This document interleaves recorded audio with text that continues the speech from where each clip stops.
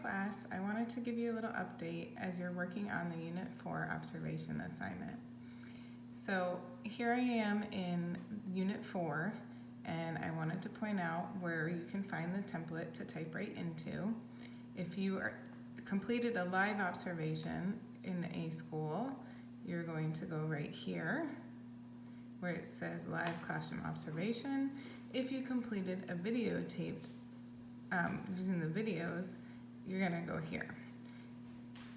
If you're using the videos, you're gonna click this little downward arrow, hit open. At the bottom of your screen, it'll open up.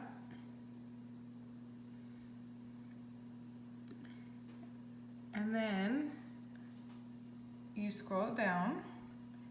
Here are your video choices. There are 5 choices. You need to choose 2 of them. I highly recommend the Morning Circle at Preschool, number 3, as one of your choices. Then you scroll down here and you can type right into the document. If you're using the videotape example, you may not be able to find the information for the educational approach section, this whole section here. If you choose the Head Start video, you can find Head Start's mission and vision on any Head Start website.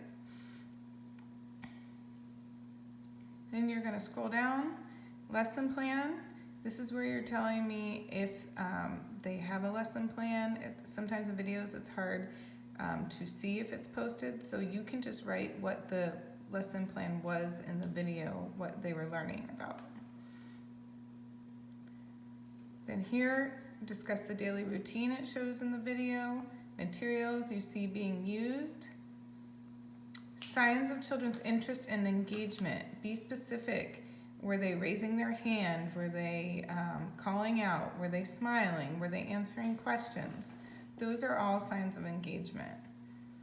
Then when you get to teacher-child interactions, this is where you're going to almost give me a script of 2 or 3 examples of what the teacher says to the child or what the child says to the teacher. Same with child-to-child interactions.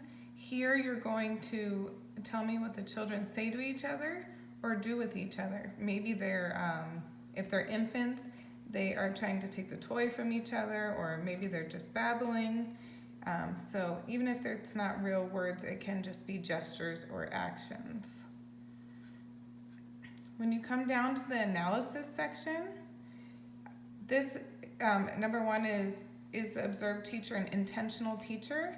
You can go back to Unit 1 to review what an intentional teacher is before you make your choice.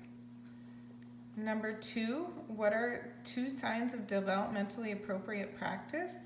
For this, if you don't remember what DAP is, you can go back to Unit 1 again, and there's a whole bunch of information on what DAP is. Number 3, describe family engagement observed. Make sure you read carefully, because if there's none observed in the video, you're going to write one way the teacher could support families to engage children. And the last one, number 4, is your opinion. What is one characteristic of the teacher that you would try to emulate as a teacher?